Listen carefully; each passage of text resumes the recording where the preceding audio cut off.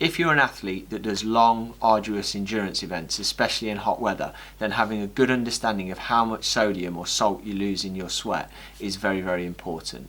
For me, I learnt this the hard way because I have a very high sweat rate and I have a very high sweat sodium concentration.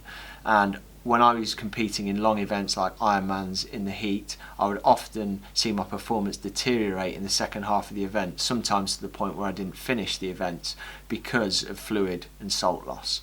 Now, the reason this is important to understand on an individual level is that everyone's sweat rates are very, very different and everyone's sweat sodium concentrations are very, very different.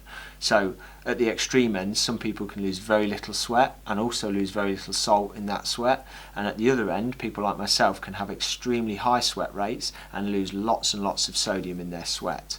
When we measure athletes' sweat sodium output using our advanced sweat test, we can see anything from 200 milligrams of sodium per litre in very dilute sweat through to 2000 milligrams of sodium per litre in very salty sweat. So the range is absolutely huge.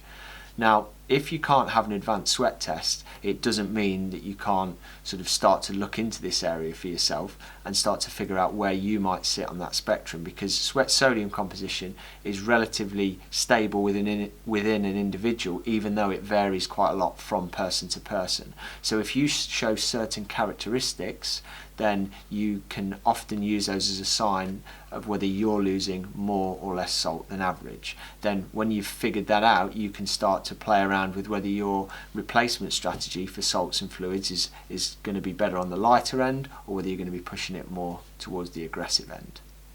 Now, there's 6 kind of areas to look at when you're estimating your sweat loss, and I'm going to go through them here and talk about them one by one.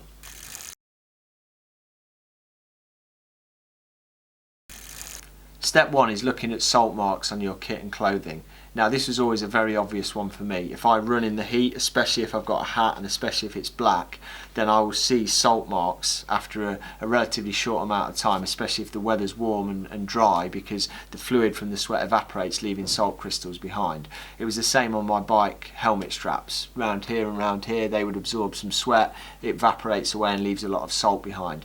In extremely hot conditions, I'd even see salt in my eyebrows and on my skin. So if you're someone who regularly sees that, then that can be a really big sign that you are actually losing quite a lot of salt in your sweat.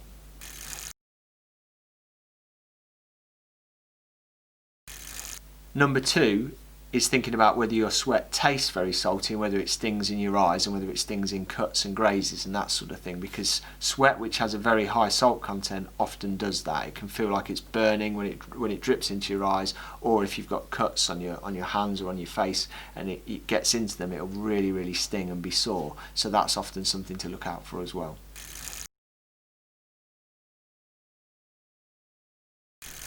The third thing to look for is something called postural hypertension. Now, that's a fancy way of saying feeling faint and dizzy when you stand up quickly. And the reason that can occur if you're losing a lot of salt is because when you sweat and you lose salt and fluid, it can reduce your blood volume. And if you've got lower blood volume, when you go from a lying or seated position to standing up rapidly, sometimes the blood flow drops towards the lower part of your body, starves the brain of oxygen, you can feel a bit faint and dizzy.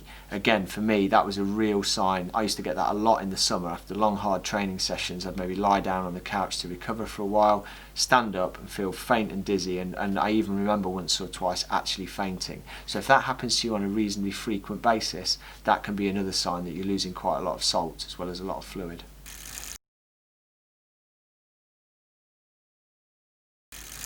Number 4 is muscle cramps. Now, there's a lot of argument about what causes muscle cramps, but we see a very strong trend in people that lose a lot of salt in their sweat. If you get cramps late on in long races, after long training sessions, especially in hot weather, if you're a frequent cramper, that can be a sign that you're losing a lot of salt as well.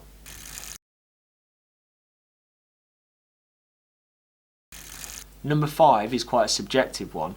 But if you really think about how you feel about exercising in the heat and how you tend to perform in the heat compared with people that you would perform against in cooler conditions, if you always feel terrible in the heat, if you don't like racing and competing in the heat, you don't recover very well, then that can also be a sign that maybe salt losses are higher for you than in others, and that's what's making it a little bit more difficult.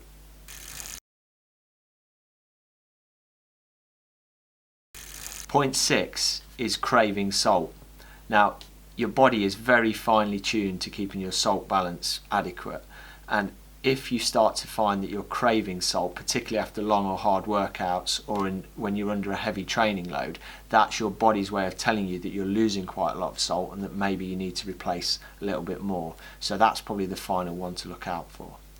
Now, none of these on their own are guaranteed signs that you have got very salty sweat, but in combination, if you've heard those 6 points and are thinking like 3, 4, 5, 6 of them apply to you, there's an increasing likelihood that you are losing a little bit more salt in your sweat than average. And the best thing to do about that is then to try and experiment with taking a little bit more sodium with fluids when you're exercising, especially in the heat, and seeing how that affects your performance.